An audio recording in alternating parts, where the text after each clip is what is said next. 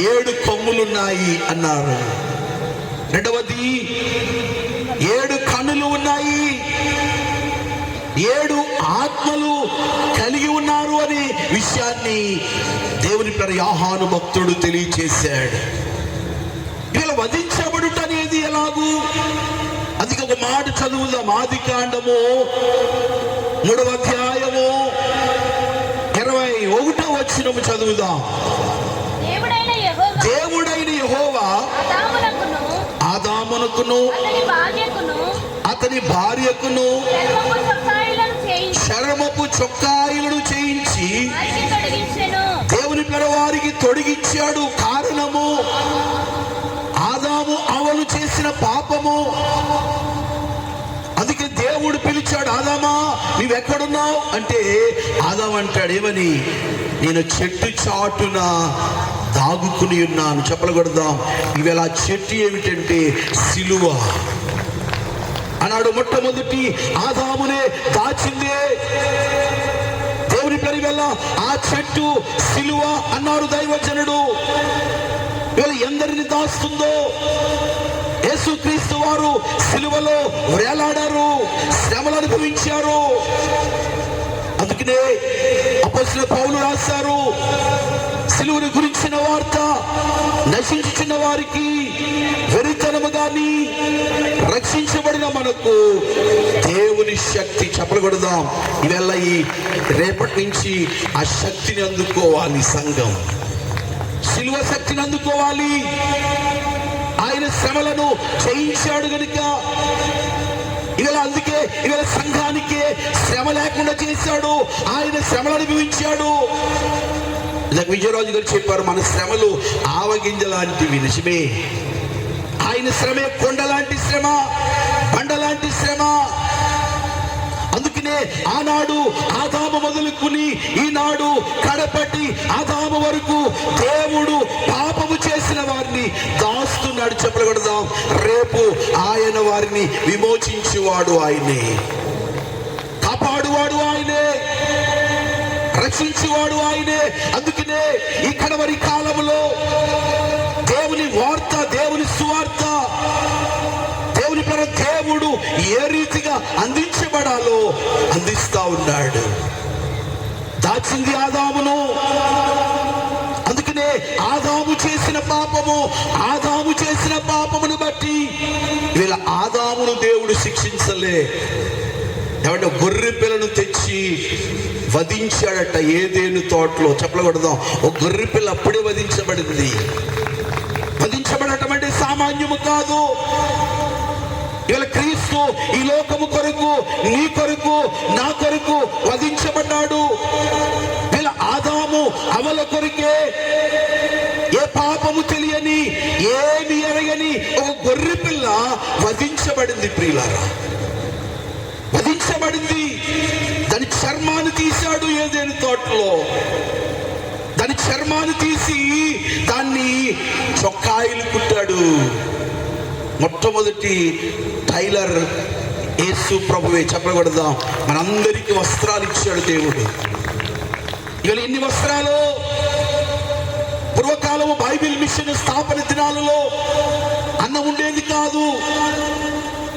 ఏమండి, ఇప్పుడు చాలా సమృద్ధి అయిన ఆహారం. ఈవేళ మీకు చక్కటి విందు అయ్యగారు చేసి తర్వాత వాక్యపు విందు పెడుతున్నారు. ఏమండి, గమనించాలి. చాలా సంతోషం. అన్నాడు బైబిల్ మిషన్ మొదటి దినాల్లో అన్నం ఉండేది కాదు. ఏమంటే ఆకలితో అలమటించేవారు, గంజి తాగేవారు, కారము కలుపుకుని తినేవారు. ఏమంటే ఇప్పుడు రోజు బిర్యానీయే. మరి ఆ రోజుల పరిస్థితి ఏమిటి? అప్పుడు దైవజనుడు పాట రాశారు.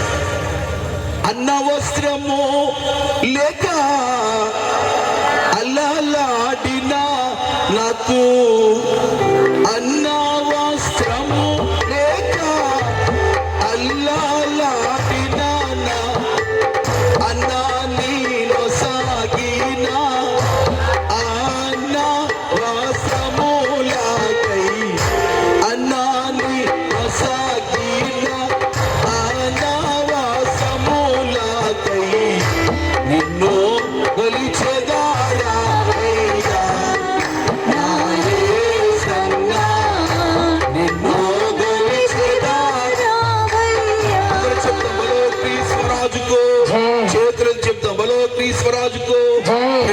చేతులు చెప్తాం. బలో క్రీశ్వరాజుకు, దేవాది దేవునికి, సిలువ ధ్యాన మహాసభలకు, నిద్రపోతున్న వారికి నిద్రపోతున్నారు చెయ్యంటారు. వెరీ గుడ్, మంచిదండి ప్రియులరా. దేవుడు ఆ దినమందు వస్త్రములను ఇచ్చాడు. ఇవాళ బైబిల్ విషయంకు ఎన్ని వస్త్రములో, ఎంత ఆహారమో, ఎంత దీవెన దేవుడిచ్చాడో. బైబిల్ విషయంలో ఉన్న వాళ్ళరా, దేవుడు మీ జీవితంలో కూడా అలాంటి గొప్ప కార్యములు చేస్తాడు. అయ్యారో ప్రార్థన చేశారట, బైబిల్ మిషన్ బిడ్డలకు తినడానికి కానీ, కట్టుకోవడానికి కానీ, ఉండటానికి కానీ లోటు లేకుండా చేయి ప్రభువా అని ప్రార్థన చేశారు. చెప్పగలుగుదాం. అదే దీవెన ఈవేళ మనందరికి ఇచ్చాడు. అదే దీవెన రేపు నీ పిల్లలకి ఇస్తాడు, నీ సంఘమునికి ఇస్తాడు. ప్రతి కార్యాన్ని దేవుడు మన పక్షముగా నెరవేరుస్తాడు. కారణం ఏంటి తెలుసా? దైవజనుడు చేసిన ప్రార్థన. ఇవాళ ఏదేని తోటల్లో చేసిన కార్యం ఈవేళ ఒక గొర్రె పిల్ల వధించబడింది.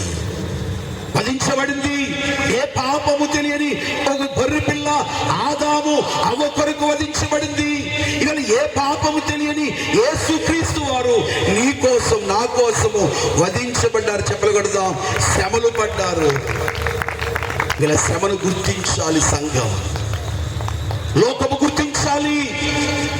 అప్పుడే వారికి క్షమాపణ దొరుకుతుంది, అప్పుడే వారికి రక్షణ దొరుకుతుంది, అప్పుడే వారు ప్రభు యొద్దకు రాగలరు, సంఘములో చేర్చబడగలరు, దేవుని చిత్తాన్ని వారు నెరవేర్చగలరు. ప్రియులారా, అందుకే ఈ విషయాన్ని మీకు జ్ఞాపకం చేస్తూ ఉన్నాను. రెండో విషయాన్ని మనం తలంచినట్లయితే ఆదికాండము 4వ అధ్యాయము 3వ వచనము చదువుదాం. కయోను పొలము పంటలో కొంత యెహోవాకు అర్పణగా తెచ్చెను. హేబేలు కూడా మందలో తొలుచూరి వాటిలో యెహోవా అతని అర్పణను, కయోను అర్పణను లక్ష్య పెట్టలేదు. గమనించాలి. రెండవదిగా మనం చూసినట్లయితే కయోను, హేబేలు కనబడుతూ ఉన్నారు. కయోను కాపరి, కయోను పొలమును స్వేచ్ఛపరిచేవాడు. హేబేలు కాపరి, తన పండిన పంటలో దేవునికి తీసుకువచ్చాడు, కానుక తీసుకువచ్చాడు. ప్రియులారా, రెండవది హేబేలు తన మందలో ఒక గొర్రె పిల్లను వేసాడు, కానుకగా తెచ్చాడు. కానుక అనేది, ఇచ్చుట అనేది ఆరంభంలోనే దేవుడు వ్రాయించాడు. చెప్పగలుగుదాం. ఇవాళ దేవునికి ఇచ్చుట, సమర్పణ కలిగి ఉండుట. ఇవాళ సభలు జరుగుతున్నాయి అంటే ఎంత ఖర్చు అవుతుందో, ఇవాళ సంఘము సేవకుడు ఎంత ఖర్చు పెడుతున్నాడో, బైబిల్ మిషన్కు దేవుడు ఎలాగిస్తున్నాడు. నిరుకు సొమ్ము లేదే, నిరుకు రాబడలేదే. గమనించాలి ప్రియులరా. ఆనాడు హేబేలు తెచ్చాడు, సమర్పించాడు కానుక. ఈ కానుక అనేది ఆరంభించింది ఎవరంటే హేబేలు గారే. చెప్పకూడదు గట్టిగా. ఏమండి? హేబేలు గారు సమర్పించడం ప్రారంభించాడు. గమనించాలి ప్రియులరా. ఇవాళ హేబేలు కానుక ఇవ్వడానికి, సమర్పించడానికి కారణం ఏమిటి అంటే దేవుడు తనకిచ్చిన మందలో, తనకిచ్చిన ఆస్తిలో. అందుకే మలాకి గ్రంథములో వ్రాయబడి ఉన్నది, ఈ రాబడి అంతలో 10వ భాగము దేవునికి చెల్లించుట. ఏమండి? ఆనాటి నేటి వరకు దేవునికి ఇచ్చుట అనేది దేవుడు ఏర్పాటు చేశాడు. కాబట్టి సంఘము చేయవలసిన కార్యములో ఒకటి సమర్పణ కలిగి ఉండుట, దేవునికి అర్పించుట. అన్నాడు, అర్పించాడు హేబేలు. ఇక్కడ జరిగిన సంగతి ఏంటంటే హేబేలు కానుక కొరకు ఏ పాపము ఎరుగని గొర్రె పిల్ల వేయబడింది, వధించబడింది. చెప్పకూడదా?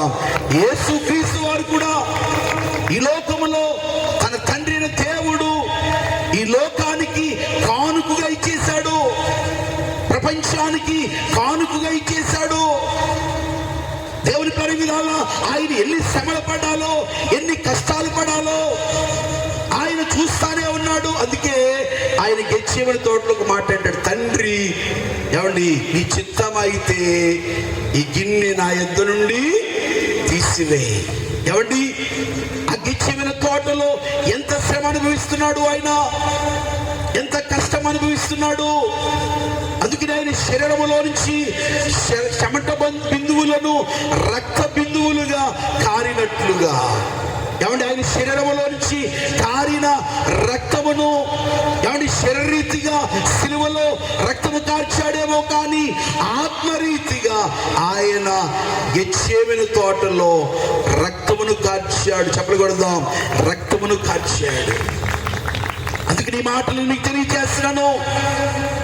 ఆయనే ఈ లోకానికి కానుకైపోయాడు. యేసుక్రీస్తు అనే గొర్రె పిల్ల కానుకైపోయింది. అందుకనే వధించబడుట, ఇవాళ యేసుక్రీస్తు వారు వధించబడ్డారు. ఇది ఆనాడు యోహాను గారు ముందుగానే తెలియచేశారు. వధించబడినట్లున్న గొర్రె పిల్ల ఎలా ఉందో చూశాడు ఆయన, నిలిచి ఉన్నది. గొర్రె పిల్ల వధించగానే ఏమైపోతుంది?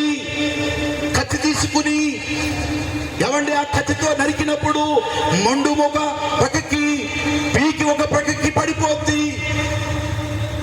కానీ యేసుక్రీస్తు అనే గొర్రె పిల్ల, ఇవాళ రెండు గొర్రె పిల్లలు మీకు చూపించాను. ఒకటి ఆదాము అవ్వ కొరకు వధించబడిన గొర్రె పిల్ల, అది వధించబడగానే పడిపోయింది.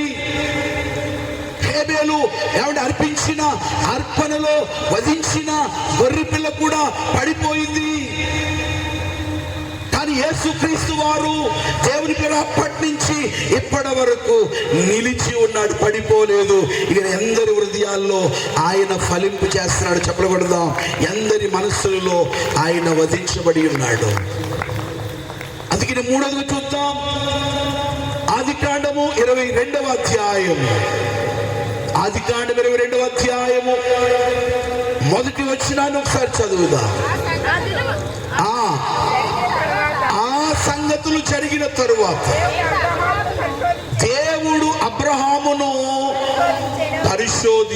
పరీక్షించాడు. దేవుడు పరీక్షిస్తాడా, పరిశోధిస్తాడా? చూడండి, మత్తయి సువార్త 4వ అధ్యాయము మొదటి వచనం చదువుదాం. మత్తయి సువార్త 4వ అధ్యాయము మొదటి వచనం చదువుదాం. అప్పుడు యేసు అపవాది చేత శోధించబడినప్పుడు ఆత్మ వలన అరణ్యమునకు కొనుపోబడిన. చాలండి, గమనించాలి. ఇక్కడ తేడా ఏమిటి? సాతాను శోధిస్తుంది, ప్రభువు పరిశోధిస్తాడు. చెప్పకూడదా, పరీక్షిస్తాడు. ఈ కడవరి కాలంలో సంఘాన్ని శ్రమల ద్వారా పరీక్షిస్తాడు, శ్రమ ద్వారా పరిశోధిస్తాడు. సాతానే శోధిస్తుంది. దేవుని పని వల్ల శోధనలో పడిపోయే వాళ్ళు ఎంతమందో, పరీక్షలో పరిశోధనలో నిలిచిన వారు ఎంతమందో. ఈవేళ విజయరత్న గారి సంఘం ఎన్ని పరీక్షలు పెట్టినా, ఎన్ని శ్రమలు వచ్చినా ఏమై ఉంటుంది? ఈవేళ నిలిచి ఉంటుంది. చెప్పకూడదు, ఎందుకంటే ఆయన బోధించబడింది అదే. ఏంటది? శ్రమలు, సిలువ శ్రమలు. గమనించాలి, ఈవేళ ఎన్ని శ్రమలు వచ్చినవో. దేవుని పైన శ్రమల నుండి దేవుడు విమోచించేవాడు. అన్నాడు అబ్రహామును దేవుడు పరీక్షించాడు, పరిశోధించాడు. ఆ సంగతి జరిగిన తర్వాత ఏ సంగతి? ఏం జరిగింది ఆయన జీవితంలో? చాలా సంగతులు ఉన్నాయి. ప్రతి వారి జీవితంలో ఎన్నో సంగతులు, ఎన్నో ఆలోచనలు. అబ్రహాము జీవితంలో దేవుడు చేసిన కార్యం ఏమిటంటే, లేక దేవుడు కుమారునిచ్చాడు. ఆ కుమారుడి పేరే ఇస్సాకు. ఆ కుమారుని ఏమన్నాడు? ఏమన్నాడు తెలుసా? నీ ఒక్కగానే కుమారుణ్ణి ఏం చేయి, మొరియా కొండకు తీసుకువచ్చి బలి ఇచ్చేయి అన్నాడు. బలి ఇచ్చేయి. గమనించాలి, దేవుడిచ్చాడు, మరలా ఆ బిడ్డని ఇచ్చేయమంటున్నాడు.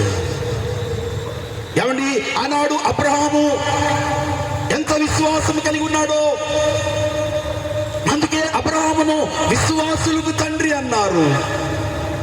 అబ్రహాము విశ్వాసం ఎంత గొప్పది! దేవుని పిల్లలు, అబ్రహాము నమ్మాడు గనుక అది అతనికి ఎలా ఎంచబడింది? నీతిగా ఎంచబడింది. ప్రియులారా, అందుకే అబ్రహాము ఎప్పుడైతే ప్రభు అడిగాడో ఆయన ఏమీ అనలేదు. వెంటనే చేసిన పని ఏమిటంటే, ఏమండి, ఐసాకుని పిలిచాడు. ఆ వచనంలో కట్టెలు తీసుకున్నాడు, గొర్రెపిల్ల తీసుకున్నాడు. ఏమండి, ఆ కట్టెలు, గొర్రెపిల్ల, కత్తి తీసుకుని, ఏమండి, ఆ గొర్రెపిల్ల మీద ఉన్న కట్టెలు తీసి ఇసాకు మీద పెట్టాడు. మొరియా కొండకు తీసుకువెళ్ళాడు. ఆ కొండ దగ్గరికి వెళ్ళిన తర్వాత అడుగుతున్నాడు ఇసాకు, తండ్రి, కట్టెలు ఉన్నాయి, కత్తి ఉంది, వధించడానికి గొర్రెపిల్ల ఏది అంటే అక్కడ ఏమని చెప్తారు సమాధానం? వీళ్ళు గమనించాలి. అందుకనే అబ్రహాము ప్రపంచానికి ఒక మాట తెలియచేశాడు వచనములో, యెహోవా ఈరే. చెప్పగలుగుదాం, యెహోవాయే చూసుకుంటాడు. మీ అయ్యగారు ఈ కూటాలు పెట్టినప్పుడు ఎలా చేయాలి అంటే, అమ్మగారు అయ్యగారు ఏమనుకుంటారంటే, యెహోవా ఈరే, ఆయనే చూసుకుంటాడు. ఎవరు రావాలి, ఏమి చేయాలి? నిజమే, మన జీవితంలో కూడా ఒక్కొక్క సమయంలో అలాంటి పరిస్థితులు, అలాంటి కష్టములు, అలాంటి శ్రమలు వచ్చినప్పుడు ఆనాడు ఇస్సాకు కూడా అనుకున్నాడు ఏమనంటే, నిజమేనేమో, యెహోవా ఇస్తాడేమో గొర్రెపిల్ల, అక్కడ వధించడానికి గొర్రెపిల్ల యెహోవా తెస్తాడేమో అనుకున్నాడు. కానీ తనే గొర్రెపిల్లని అనుకోలేదు. తనే గొర్రెపిల్లని అనుకోలేదు. బలిపీఠం కట్టాడు, కట్టెలు పేర్చాడు. అయ్యగారన్నమాట, ఇదిగో కట్టెలు పేర్చిన తరువాత అబ్రహాము విశ్వాసం చూడండి, అబ్రహాము నిజాయితీ చూడండి, అబ్రహాము భక్తి చూడండి. అంత శ్రమలో కూడా, అంత కష్టములో కూడా, శ్రమలు వచ్చినప్పుడు, కష్టం వచ్చినప్పుడు ఎవరు ఎలాంటి పరిస్థితులు ఉంటాయి? చదువుదాం కీర్తన గ్రంథము 40వ అధ్యాయము 17వ వచనం చదువుదాం. కీర్తన గ్రంథము 40వ అధ్యాయము 17వ వచనం చదువుదాం. నేను శ్రమల పాలై దీనుడనైతిని. కీర్తనకారుడు అంటున్నాడు, నేను శ్రమల పాలై దీనుడనైతిని, నాకు ఆ సహాయము నీవే, రక్షణకర్త నీవే. చాలండి ప్రియులారా, అక్కడ దావీదు భక్తుడు అంటున్నాడు మాట ఏమని? నేను శ్రమల పాలైపోయాను. మీరు ఎందరూ శ్రమల పాలైపోతున్నారు? దేవుని పిల్లలు, రెండవది అప్పులు పాలైపోతున్నారు చాలా మంది. చాలా మంది దేవుని పిల్లలు మరి వ్యాధి పాలైపోతూ ఉన్నారు. చాలా మంది నిందల పాలైపోతున్నారు. ఈవేళ ప్రపంచంలో జరుగుతున్న సంఘటన ఇది. ఇవాళ ఎంత శ్రమ! ఇదిగో శ్రమలు పొందక మానవుడు ఎట్టు కాగలడు? శ్రమలో ఉన్నావేమో, కానీ ఆ శ్రమ నుండి తప్పించువాడు ఆయనే. శ్రమల పాలైపోయాను, నిందల పాలైపోయాను, అప్పుల పాలైపోయాను, వ్యాధి పాలైపోయాను అని నీవు అనుకుంటున్నావేమో. కానీ వచనములో ఉంది, ఆ వచనములో రాయబడిన మాట కింద వచనములో ఏమని రాయబడింది? ఏమండి, దాని కింద ఏమి రాయబడి, పైన ఏమి రాయబడింది? ఏమండి, నా దేవా. గమనించాలి ప్రియులారా, మనము ఆయన తలంపులో ఉన్నాం, ఆయన మనల్ని తలంచుకుంటున్నాడు. చెప్పకూడదాం, ఆ వచ్చిన రాయబడి మాటది. నేను తలంచుకుంటున్నాను. నువ్వు శ్రమలో ఉన్నావేమో. యేసుక్రీస్తు వారు అంత శ్రమలో ఉంటే తండ్రిని దేవుడు తలంపులో ఉన్నాడు. ఆయన తలంపులో ఉంటే, ఆయన అంతరంగంలో ఉంటే ఎన్ని శ్రమలు వచ్చినా నువ్వు జయించగలవు. చెప్పకూడదాం, ఎన్ని శ్రమలు వచ్చినా నువ్వు జయించగలవు. గమనించాలి, నువ్వు శ్రమల పాలైపోతున్నావేమో. కాబట్టి పట్టుదల దేవుని మీద ఆధారపడాలి, దేవుని మీద విశ్వాసం ఉంచాలి. దేవుని కొరకు నువ్వు నిలబడినప్పుడు, నిలిచి ఉన్నప్పుడు, భజించబడుచున్నప్పుడు, దేవుని ప్రణాళిక వచనములో చూస్తున్న మాట, ఆనాడు ఆ గొర్రె పిల్లను వధించక ముందు అబ్రహాం అనుకున్నాడట, ఏమని? ఇదిగో కట్టెలు పెట్టాను, ఆ కట్టెల మీద నా కుమారుని పెడతాను, నా కుమారుడు ఇదిగో ఈ సమయంలో నా మళ్ళీ తీసి కత్తిని పెట్టి నరికేస్తాను, చనిపోతాడు. చనిపోయిన తర్వాత దేవుడు అగ్ని పంపిస్తాడు, కాల్చివేస్తాడు. ఆ బలిపీఠం దగ్గర వండుకున్నాడట. ఎవడు కాల్చివేస్తాడు? కాల్చివేస్తే ఆ కాల్చివేసినప్పుడు మిగిలిపోతుంది బూడిద. నేను కూర్చుని ఆ బూడి దగ్గర కూర్చుని ఎన్ని రేణువులు ఉన్నాయో అన్ని రేణువులు లెక్కెట్టుకుంటాను, అంతమంది బిడ్డలు నాకు ఇస్తాడు అనే విశ్వాసం కలిగి ఉన్నాడు అని దైవజనుడు అన్నారు. ఇలా సంఘములకు శ్రమ వచ్చినప్పుడు, కష్టం వచ్చినప్పుడు, శ్రమల పాలైనప్పుడు, దేవుని పిల్ల ఎటు చేయకో ఏమి చేయాలో పోయినప్పుడు, నీవు నీ జీవితంలో యెహోవా ఈరే అనే అంతస్తు నీకు వచ్చినప్పుడు నువ్వు ఎలాగుంటావు ఒకసారి ఆలోచన చేయి. ఎలాగ నడిపించబడతావో ఆలోచన చేయి. అందుకే కడవరి కాలంలో స్వస్థశాలలు దేవుడు ఏర్పాటు చేశాడు. మేయర్ ద్వారా ఇక్కడ స్వస్థశాల ఏర్పాటు చేయబడి ఉన్నది. ఎందుకో తెలుసా? శ్రమల పాలైపోయిన నీకు, వ్యాధి పాలైన నీకు, అప్పుల పాలైన నీకు విమోచించడానికి దేవుడు ఈ కడవరి కాలములో ఏర్పాటు బైబిల్ మిషన్లలో ఈ స్వస్థత శాలలు దేవుడు ఏర్పాటు చేశాడు. చెప్పగలుగుతాం, శాలలోనికి నడిపించబడు.